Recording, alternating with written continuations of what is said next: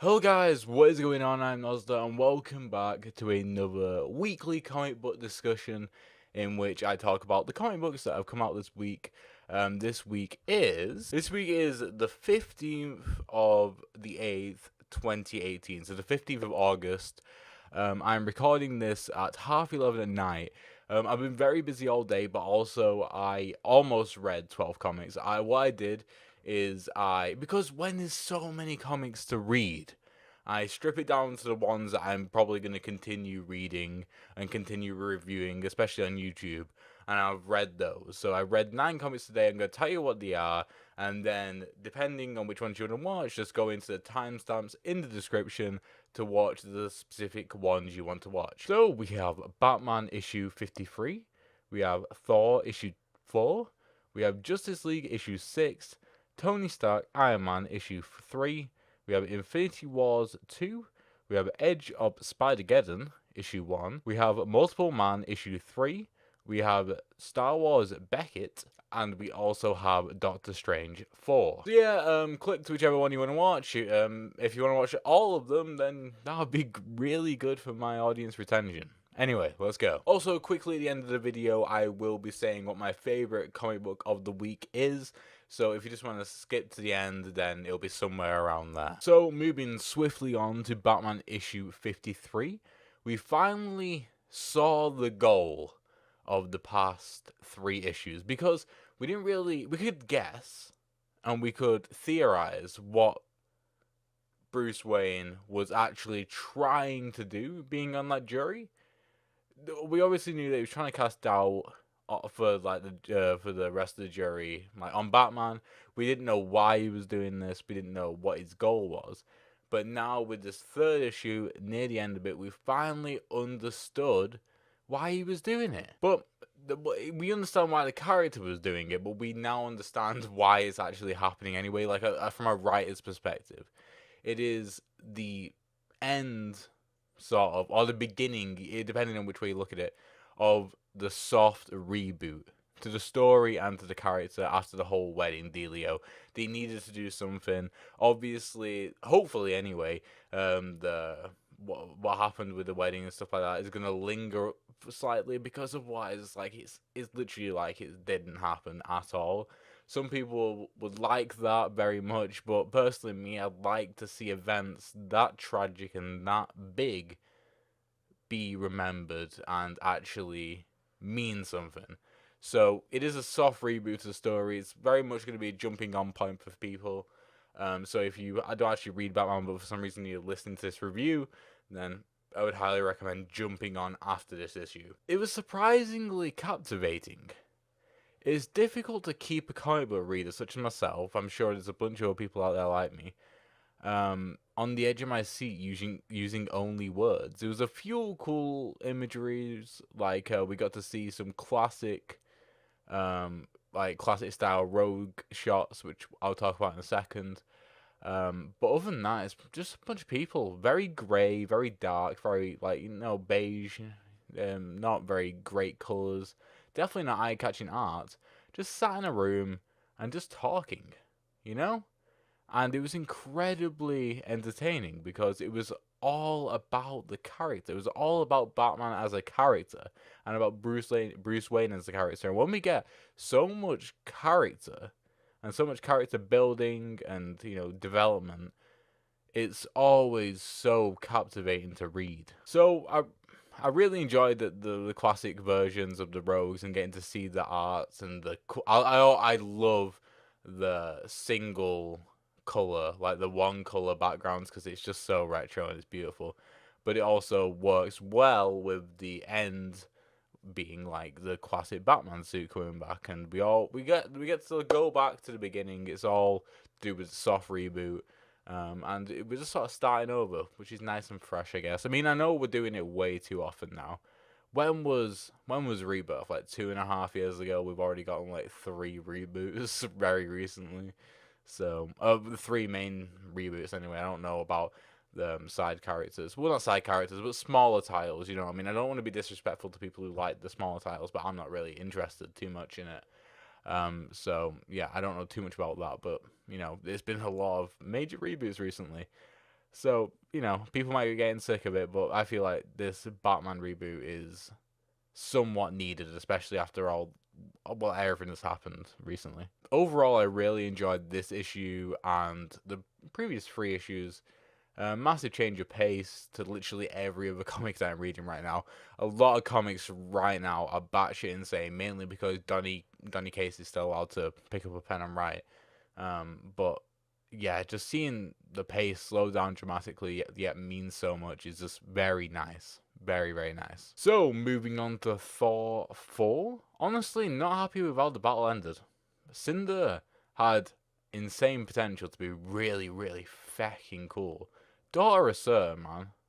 And we just didn't really get anything from her. I liked the ending though. We got old characters back and we got a change in the Loki character again, which is always nice. I love seeing Loki flip flop back and forth. People probably get tired of it, but I love it every single time. And it was so nice as well. Like the framing was set up perfectly for the picture theft because we knew what the picture was of, and like it all makes sense. Like this whole battle was in the middle of Loki just finding a picture of his mum, and that was really nice. I genuinely enjoyed that.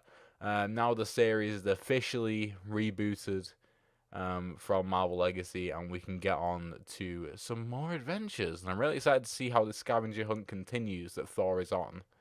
Very excited. Justice League 6. Just going to say that I like the framing around the Joker. Like the whole, this issue being framed sort of around the Joker. Thought it worked nicely. Specifically the imagery with Martian Manhunter. When Joker was inside his brain, my god, that was brutally scary and amazingly crafted. Just the way he looked, it was so good. Like when you think about characters being Jokified, probably one of the last heroes, especially, you'd think is bloody Martian Manhunter. It takes my breath away just thinking about it right now. If you have watched any of my previous videos, you will understand that I don't really enjoy the specific plot that is going on with the story. But I am excited to see more of these characters. I'm going to continue reading this despite the story not captivating me at all. I'm not really interested in it, and I feel like because of that, I haven't been able to learn enough about the plot and what is actually going on. I do feel lost sometimes. I genuinely do. So I don't know whether that's down to the writing or down to my sort of effort I'm putting into it. But I'm just not enjoying the plot because a lot of times I just don't understand what's going on. But I do like the characters. Especially John and Martian Manhunter. Very excited to see what happens with them in the future. Tony Stark Iron Man issue 3. One of the contenders for the best issue of the week, and it has been for the first two issues as well. Very good issues. I knew I would like it from the start. Like, just the premise of this has been really, really cool. Just seeing like a tinkerer at work. This is what the series is about. Just him tinkering, making cool stuff. And I'm very excited just to read more. Every issue just makes me love Jocasta even more. I don't know if I'm saying that right, like Jocasta. Jocasta, I don't know. Probably Jocasta, right? I don't know. She's so lovable and relatable to get behind. Like she's scientifically relatable as well, because everyone wants to be liked. And you also know these people where they see that you're trying to pander to be liked and stuff like that, or maybe they just don't like the way you're going about and interacting with other people, and then they become nasty and stuff like that. It's just her situation and her as a character is so relatable, and I think that's writing done easy, but also perfectly. Like, that is such an easy way to make a character relatable. I've got an itchy back, by the way. But yeah, I just really, really like the character. The art while in the escape, is it escape or escape? I don't know. Was incredibly. What? In my notes, I put the art whilst in the escape was incredibly truly. I think I meant to put incredible. That's probably it. It was incredible. Like it was very, very well done. It was Thor-esque. I'm not gonna be able to say that soon because the Thor artist is leaving. I'm pretty sure after issue 5, and I'm gonna be very, very depressed because that artist is insane. And it was. I wouldn't be surprised if the artist took inspiration from the first few issues of the new Thor, because my god, it just looks so. It looked like a crisper Thor take. Like, it was so colorful and so beautiful.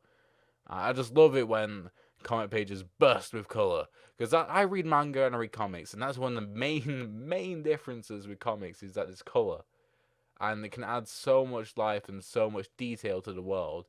And when it's in this like Oasis like universe where anything can happen, just seeing all the colors pop, I mean, why not make it look like that? In the boardroom, when they were talking about the environments, Tony was even mentioning the color and how it needed to be more vibrant and like larger than life, that sort of thing. So I really appreciate it when color in a comic is done beautifully and just garish and amazing, and I love it. Dude, that facial hair bros nod was pretty legendary. I'm not gonna lie there. The almost confirmation that Tony Stark, well, at least considers himself AI, maybe not, he isn't actually AI, was a tad shocking, but actually quite fitting to the story that's going on at the moment. The setup for the betrayal tearing the team apart seems to be waning. Like, if you didn't watch my first two reviews and the first two issues, then you probably don't know what my thoughts are in this, but you probably thought this as well. Like, the whole point of Tony Stark teaming up, for me anyway, was for the huge test to be his trust. But that doesn't seem to be, like, happening. Like, his trust isn't being tested or anything like that yet. But that could still happen. But there hasn't been any foreshadowing or anything like that of how, like, maybe, like, it would have been cool if Rhodey not wanting to be part of the escape maybe hurt him a little bit more than we would have seen. I don't know. But, because the character he is, I thought him being part of the team would have been so important to the plot. As in, like, how can we get him to not want to be part of the team anymore? And revert back to his old character, because that's what comics do. They go back to their old characters. Like, how can we get this character, who's been so easy to write and now is in a difficult spot, back to where they've been? You know what I mean? But I don't think that's gonna happen. I honestly think that they're just gonna stick with the team. The reveal of the betrayal is going to be shocking. They're going to deal with it and they're going to move on. There might be a bit of a quake, but I don't think there's going to be anything drastic happening. I don't think Tony's going to run off again. Overall, good issue. I'm excited to see what happens in the fourth issue. Very, very excited. And it's just, it's just so cool and inventive. And I love that I have no idea what's going to happen in any issue. Moving on to Infinity Wars 2, the big collaboration, big events thing. It's going to be the paperback, the trade paperback of the summer. It's actually getting kind of into autumn now, isn't it? Oh my god. Anyway, so this is just hype as all heck. I wrote fuck in my notes. I don't know why I didn't say it. Legit never had my mouth more agape. Reading the comic, I've had my mouth agape watching the movie Hereditary. I don't know if I've talked about it on the channel, but like literally my mouth was... I was like... Same with this comic, honestly. I was like, what is happening? I did call to one of my friends. I didn't call him, but I said that, oh yeah, I mean, I was telling him about Gamora and what she's doing, and he was like, oh my god, she's insane. She should be in mind control or something. I'm like, it's probably to do with her soul being stuck in the Soul Stone, because that was like a whole thing with Infinity Countdown, and they didn't really get resolved, so I'm glad that it got resolved here. It was not perfectly satisfactory, honestly. It kind of seemed really too easy. Nothing else really happened, honestly. Nothing else like interesting happened apart from her killing everything, which was the entire issue, to be honest. Other than that, she reunited the stones, and everyone forgot about Loki existing. Honestly, he just appeared at the end. Despite nothing more interesting happening to do with characters or anything like that, this book is now my most highly anticipated read for next. Like, it even beats Cosmic Ghost Rider. Is that level of like, oh my god. So I'm very, very excited for next issue. We're now moving on to sort of, we've got two issues coming out which are very, very edgy. And I'm excited to talk about them. The first one is Edge of Spider-Geddon issue 1. This is a 4-part story, so very, very short, and I think that is perfect for this character. I feel like this story, specifically this story and this plot, would have been perfect for the Deadpool character, because it's fun and it's interesting, it's self-referential, it's great, and the Spider-Man doesn't have to carry like the story at all. The story can carry itself. It's just the character is an added bonus, which is how Deadpool should be. Deadpool should be the bonus and what people come for. But when when they're there and they're loving the character, they're also being pulled slowly by an incredible story. Self-references are my cup of tea, and when they're done this well, they're great. Like, honestly, they're more than a cup of tea. They're probably a cup of coffee. I prefer coffee to tea, to be honest. But yeah, the references were very, very nice. This is my first experience with Earth 138. I've never experienced any story whatsoever on Earth 138 before, and it probably lends itself to my enjoyment of this first issue because everything's fresh, everything's cool, familiar but not, and I feel like that's the entire reason of Earth 138 is like, yo, you're familiar with these characters, let's just like do whatever the fuck we want with them, and you love it. So that I will love it. I'm excited for the rest of the story. Glad it's a 4-parter, and it'll get done in. I assume it's gonna be monthly, so it'll get done in 4 months. Very excited. Next, we're moving on to Multiple Man 3. So, I've said this before, and I'll say it again. It might be a slight struggle for some people, for me especially, getting with all that the time shit that is going on. But it is a hell of a fun read. Every single page, you don't know what is going to happen, and you would be a fool to attempt to predict what could happen on the next page. And that's kind of what I love about comics, especially when it's 5 parts like this. Maybe it wouldn't work and it wouldn't be very sustainable if it was like a long-running series, because then you probably just get bored of being surprised, if that makes sense. So I'm glad it's a 5-parter, and I'm glad whenever I turn that page, no matter what I'm expecting, it's going to be something completely out of left field. Even though that's my right, but it's your left, okay, so that kind of works. Even though I did say that the time travel had been a bit complicated, I feel like after I had time to reflect on the fast-paced jargon that was thrown at me, I have begun to understand and completely get James's plan. Which I weren't expecting to get, honestly. I was fully committed to being a mindless gorp. But I feel like I've understood it kind of a bit. And that's exciting.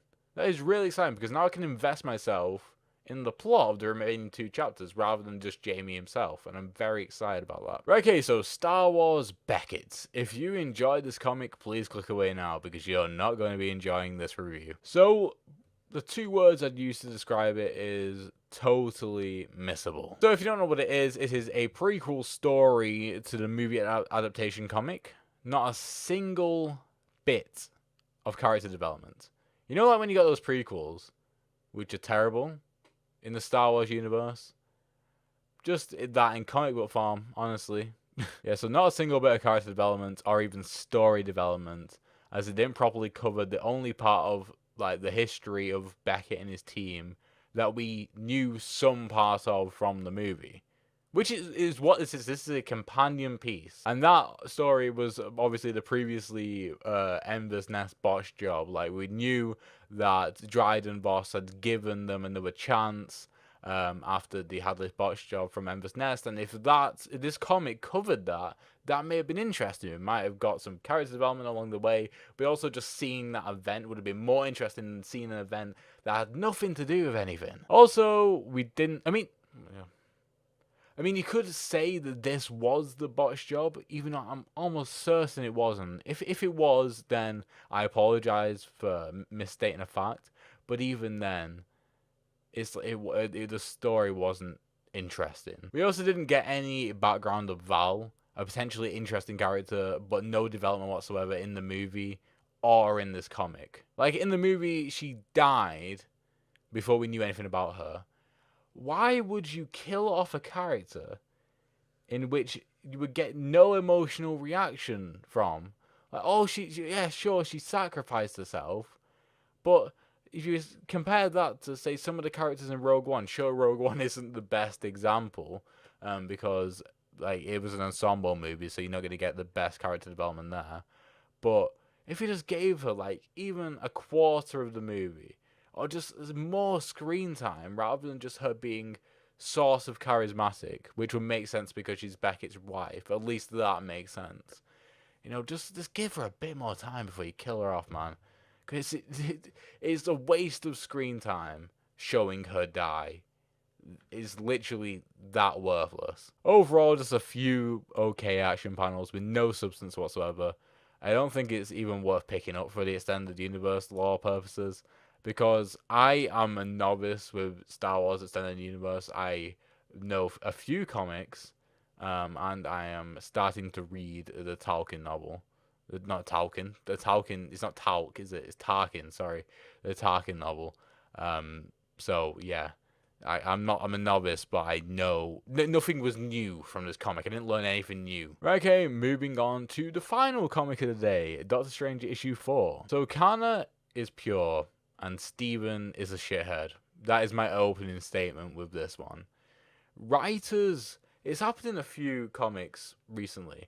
Writers really, really, really need to stop using the same hurdle that the character has to get over and over and over again. It's like, find something else for the character to overcome. He had so very recently been tragically humbled by the loss of his ability to tap into magic and the mystic arts. And they just completely ignored that. And within mere moments, essentially, in the grand scheme of things, because he lost his powers for, what was it, 6 months? It was something long. It might not have been 6 months. I can't actually quite remember. And he'd gotten over it. And then in mere moments compared to that, when he had got not even all of his powers back, just, he's getting better at it, and he's getting to the point where he was at in his prime. And he just reverts back to not even his old self before he lost his powers, but to his old self when he started learning the mystic arts. Or like even before that, before he was humbled by his origin story. And I'm just like, why are you doing this to the character? Give him something else to overcome. Oh my god. This isn't an interesting, flawed character anymore. This is just an arrogant prick who can't learn. And that is just not an entertaining hero to get behind. And it's not only that as well. It's that he so easily learns and sort of mends what he's doing. Like, he just gets shouted out by a dwarf and all of a sudden he's okay again. It's like, why did you have that? Couldn't you have thought of a better plot device rather than just wasting our times with needless, tiny 10-page character arcs? Just give us another reason of how the characters could have split. Because right now, all you're doing is making Doctor Strange look terrible and unredeemable. Because if it's that easy for him to revert, he can do it again. And I don't want to read something like that. However, when it comes to the actual plot, I am enjoying the direction that they're going in with a Tony Stark style, like build a bunch of shit and innovate and like, do stuff differently, which is nice. It also lends some easy freedom to the writers, which could actually be useful because they might be able to do some cool plot. We'll use some cool plot tools in order to, get things moving in a different direction without actually messing up characters. I love Kana and hope she becomes a long-lasting character. If she dies, this is probably the first character where if they die in a comic, I will be severely distraught. Like, actually. Maybe Jocasta as well from Iron Man, but other than that, like, she is one of the only characters where I have, like, got an emotional connection with now. Right, okay, so moving on to what my favorite comic of the week is. I'm actually just scrolling through right now, and I've got I think I've got 3 or 2 in mind. I'm going to say I've got 3 in mind. I've got Tony Stark Iron Man issue 3. I've got Infinity Wars issue 2, and I've got Edge of Spider-Geddon issue 1, with Batman issue 53 being a close outsider. I think, honestly, I'm going to give it to Infinity Wars 2, just from the sheer batshit insane stuff that's going on. Because the other two are great. The character development and the character design of Jocasta in Iron Man is sort of carrying that at the moment for me. But I'm just, like, I didn't enjoy Infinity Countdown Prime. And so I was very wary of going into Infinity Wars. but they're doing the event correctly. They're doing it very, very well. It's very exciting. I'm very excited to see what happens next. Like I said, it's my most highly anticipated read right now, and that is in the universe in which Cosmic Ghost Rider exists. So it is a big deal, me saying that. Right, okay, so that's it for now, guys. I would like to point into the description to two things. One being my Patreon link. I am also an author. I am currently writing a book, and you can get the first chapter of it free on my Patreon to read. And all future chapters, all you have to do is become a Patreon for $1 every month, and you will get access to all chapters for the foreseeable future. And the second link is to a website called Creative Attribute. I have already done a sponsored video on my channel. I am an affiliate, and what that means is that even though you can read comics for free on their website, if you decide to support them and get extra benefits by subscribing and you use my code, it would help benefit the channel and I would get a return on that. So if you want to help out the channel and also you want to support a company that does free comics, then make sure to do that. Right, okay, so that's it for now, guys. Thank you guys for watching. Hopefully you enjoyed the video. Make sure to like, subscribe, and all that good stuff I've been done. And hopefully I shall see you in the next one. Goodbye.